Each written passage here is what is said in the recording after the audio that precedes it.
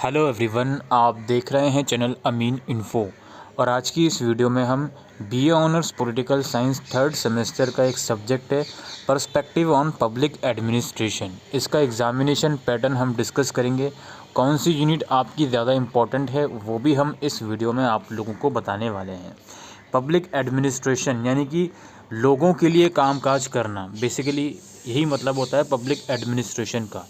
ठीक है, लोगों के लिए, आम जनता के लिए जो सरकारें काम करती हैं उसको बेसिकली हम पब्लिक एडमिनिस्ट्रेशन बोलते हैं। अब पब्लिक एडमिनिस्ट्रेशन की अलग अलग प्रॉब्लम, चैलेंजेस, क्या क्या चीज़ें होती हैं, वो सब चीज़ें आप इस पर्टिकुलर सब्जेक्ट में पढ़ोगे। जैसे पहली यूनिट जो है, इसमें आप पब्लिक एडमिनिस्ट्रेशन के बारे में पढ़ोगे कि इसका मतलब क्या होता है, इसकी डायमेंशन, इसकी इंपॉर्टेंस क्या क्या है।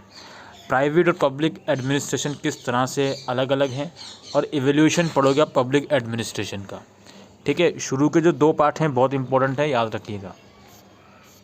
इसके बाद सेकंड यूनिट में आपको अलग अलग थ्योरीज़ पढ़नी है पब्लिक एडमिनिस्ट्रेशन की।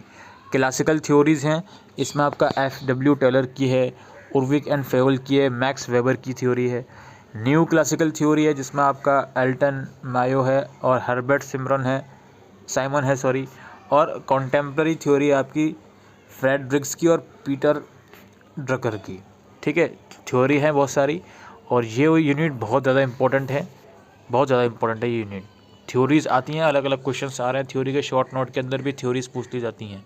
ठीक है, तो थ्योरी वाला जो है इंपॉर्टेंट है, सिंपल सी बात है। यूनिट 3 आपकी पब्लिक पॉलिसी है, सबसे ज़्यादा लीस्ट इंपॉर्टेंट यूनिट यही है। इस यूनिट से एक ना एक क्वेश्चन आना ही आना है कि पब्लिक पॉलिसी बनती कैसे है बता दो, पब्लिक पॉलिसी इवेलुएट कैसे होती है बता दो, पब्लिक पॉलिसी को बनाने के स्टेप्स क्या क्या होते हैं, यानी कि फॉर्मुलेशन जो पब्लिक पॉलिसी बनती है उसमें कौन कौन से स्टेप्स होते हैं, ये सब चीज़ें पूछी जाएंगी। पब्लिक पॉलिसी मतलब ऐसी पॉलिसी तैयार करना जो पब्लिक के लिए हो बेसिकली।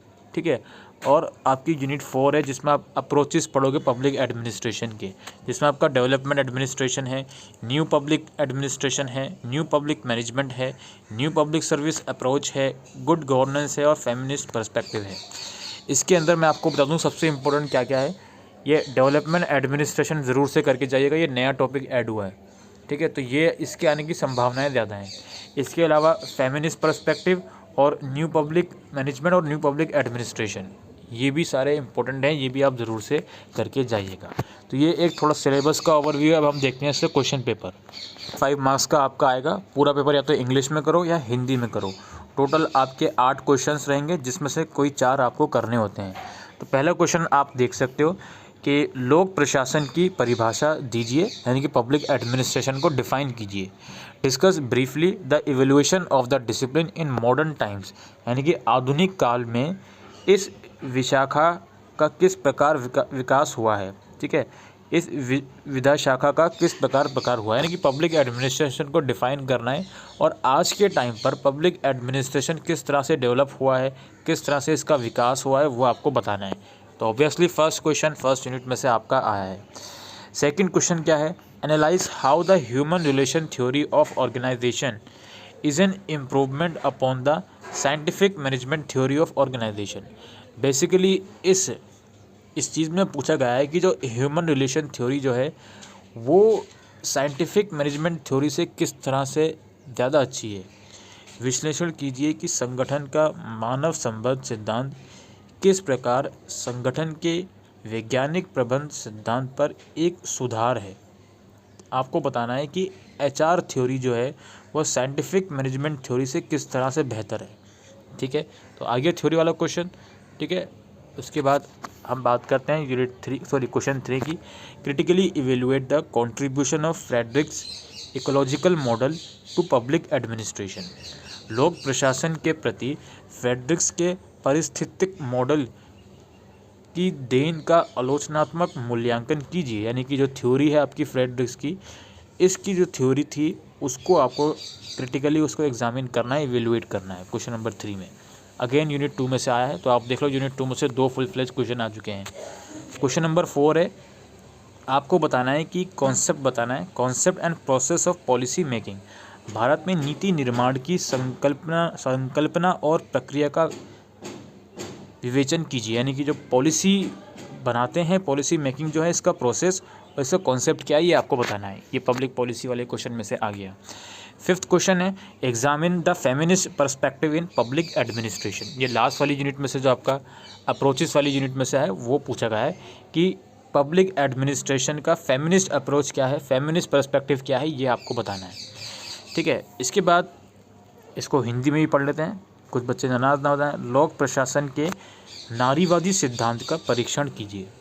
इसके बाद है defined good governance, what are its characteristics. Again last वाली यूनिट में से कि सुशासन को परिभाषित कीजिए, सुशासन की विशेषताओं की विवेचना कीजिए। गुड गवर्नेंस के बारे में आपको बताना है। अगेन ये पर्सपेक्टिव वाली यूनिट में से आप लोगों का आया है, अप्रोचेस वाली यूनिट में से आप लोगों का क्वेश्चन आया है फुल फ्लेज। 7th क्वेश्चन है how is new public management different from new public administration. जो न्यू पब्लिक मैनेजमेंट है, नवीन लोक प्रबंधन एवं नवीन लोक प्रशासन में क्या अंतर है, विवेचना कीजिए। ठीक है, अगेन लास्ट वाली यूनिट में से आया है, तो आप देख लो लास्ट वाली यूनिट में से 3 फुल फ्लेज क्वेश्चन अब तक आ चुके हैं। अभी तक हमने 7 क्वेश्चन डिस्कस कर लिए हैं, जिसमें से 2 क्वेश्चन आपके यूनिट 1 में से आए हैं, 2 क्वेश्चन आपके थ्योरी वाले उसमें से आए हैं, जो अलग अलग थ्योरीज थी। 3 क्वेश्चन आपके अभी तक आ चुके हैं लास्ट वाली यूनिट में से 5, और 1 उसमें से आया है आपका यूनिट 1 में से। ठीक है, यहाँ पे आप लोग देख भी सकते हो, और 1 पॉलिसी मेकिंग में से आया है। और हमारा लास्ट क्वेश्चन है शॉर्ट नोट, इसमें आपको दिए गए हैं MBO by Peter Drucker, theory वाली यूनिट में से आया है। Herbert Simon's decision making theory, again theory वाली यूनिट में से। Weber concept of bureaucracy, again theory वाली यूनिट में से।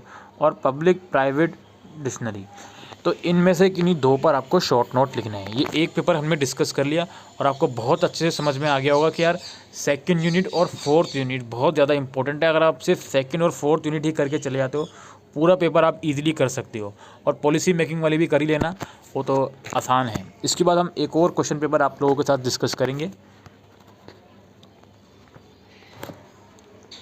फॉर्मेट वही रहेगा दोस्तों, 8 में से 4 क्वेश्चन करना है 75 मार्क्स का। इंग्लिश या हिंदी किसी एक लैंग्वेज में आपको एग्जाम करना है।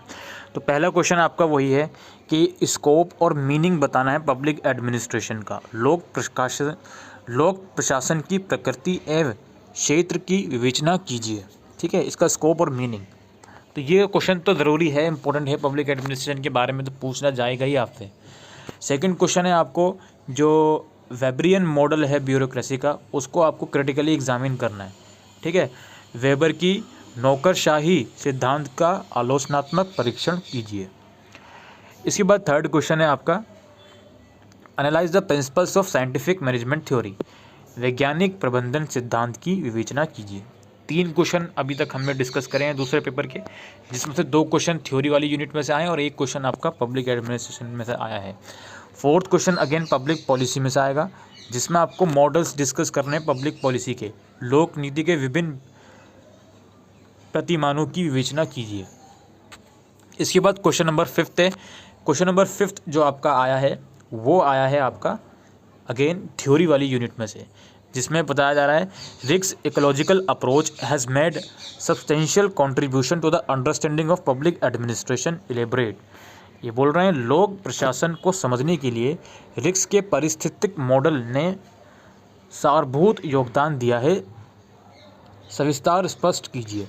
बेसिकली रिक्स का जो थ्योरेटिकल अप्रोच था, थ्योरेटिकल मॉडल था, उसका जो कंट्रीब्यूशन है पब्लिक एडमिनिस्ट्रेशन में वो आपको बताना है। इसके बाद 6th क्वेश्चन है, इसमें आपको हर्बर्ट साइमन की जो रेशनल डिसीजन मेकिंग थ्योरी है उसको आपको एक्सप्लेन करना है। तो आप देख लो 6 क्वेश्चन डिस्कस कर चुके हैं और थ्योरी वाले के 4 क्वेश्चन आ चुके हैं अब तक। तो भाई ये तो वही बात हुई कि अगर हम थ्योरी वाला यूनिट भी करके चले जाएं सिर्फ, तो भी हम पूरा पेपर कर देंगे। खैर 7th क्वेश्चन है हमारा critically examine Peter Drucker's theory of management by objective. Peter Drucker के MBO सिद्धांत का आलोचनात्मक परीक्षण कीजिए। इसके बाद लास्ट क्वेश्चन है हमारा, जिसमें किन्हीं 2 पर आपको शॉर्ट नोट लिखना है। Good governance, new public management, यह है आपका पोस्ट डिकॉर्ब और आपका feminist perspective of public administration. तो लास्ट वाला यूनिट जो है ये आपका आप कह सकते हो लास्ट वाले यूनिट में से लास्ट क्वेश्चन आप लोगों का आया है, जो कि 18 मार्क्स का है। तो कुल मिलाकर अभी हमने 2 क्वेश्चन पेपर डिस्कस कर लिए हैं, और अब मैं आपको थोड़ा सा इसका बता देता हूँ कि कौन सी यूनिट्स आपको सबसे पहले करनी है। देखो यार, सबसे पहले आप पब्लिक एडमिनिस्ट्रेशन के बारे में पढ़ लोगे कि ये क्या होता है, इसका स्कोप क्या है, मीनिंग नेचर क्या है। ठीक है, पहला काम आप ये करोगे। दूसरा काम आप क्या कर लोगे, दूसरा काम आप ये जो पब्लिक पॉलिसी है इसके बारे में पढ़ लोगे। या पब्लिक पॉलिसी क्या होती है, ये बनती कैसे है, ये इम्प्लीमेंट कैसे होती है, इसके बनने में प्रोसेस कौन कौन से होते हैं, दैट्स इट। और ये इवेलुएट कैसे होती है, और पब्लिक पॉलिसी का मीनिंग वगैरह पढ़ लेना। ठीक है, ये 2 चीज़ें पढ़ लोगे आप, 2 क्वेश्चन आपके कहीं नहीं गए। इसके बाद बारी आती है हमारी असली कंटेंट की। असली चीज़ जो है ये यूनिट 2 है। यूनिट 2 और यूनिट 4 बहुत ज़्यादा इंपॉर्टेंट है, आप समझ के रख लीजिए। यूनिट 2 और यूनिट 4 में से 90% क्वेश्चन होंगे, तो आप इन दोनों को बहुत अच्छे से करके जाइएगा। यूनिट 2 में जो थ्योरीज़ हैं अलग अलग, जैसे न्यू क्लासिकल थ्योरी है और कॉन्टेम्प्रेरी थ्योरी है और क्लासिकल थ्योरी हैं, जैसे साइंटिफिक मैनेजमेंट हो गया, ह्यूमन रिलेशन थ्योरी हो गई, ये सब चीज़ें आप पढ़ के जाइएगा। और थ्योरी वाला यूनिट आप पूरा कर लोगे तो 2 से 2.5 क्वेश्चन तो आपके कहीं नहीं गए। 2 क्वेश्चन तो कम से कम फुल फ्लेज इसमें आने ही आने हैं, और एक शॉर्ट नोट में कम से कम आना ही आना है। तो कम से कम आपके 40 से 45 मार्क्स का ये यूनिट है ही। ठीक है, और इसके अलावा आप यूनिट 4 करके जाओगे तो इसमें एक फुल फ्लेज क्वेश्चन आ सकता है, या फिर शॉर्ट नोट में भी इसमें क्वेश्चन आ सकते हैं। तो 45 + 18 इसके भी मान लो आप 53। और अगेन मैं रिपीट करूँगा कि अगर आप यूनिट 1 बहुत अच्छे से कर सकते हो तो कर लीजिएगा, और आपका मन है यूनिट 3 को छोड़ने का, पब्लिक पॉलिसी को, तो आप इसको एडिट भी कर सकते हो। आप पब्लिक पॉलिसी और पब्लिक एडमिनिस्ट्रेशन में से कोई एक यूनिट बहुत अच्छे से करके चले जाओगे तो आप पास हो जाओगे। बाकी यूनिट 2 और यूनिट 4 में से तो पूरा पेपर बनेगा ही बनेगा। आपके सामने मैंने 2 पेपर डिस्कस करें, आपको सारी चीज़ें समझ में आ गई होंगी। तो यही दोस्तों आज की इस वीडियो में इंपॉर्टेंट इन्फॉर्मेशन थी regarding examination pattern of perspective on public administration. अगर ये वीडियो आपको यूज़फुल लगी हो तो वीडियो को शेयर करेगा। Thank you.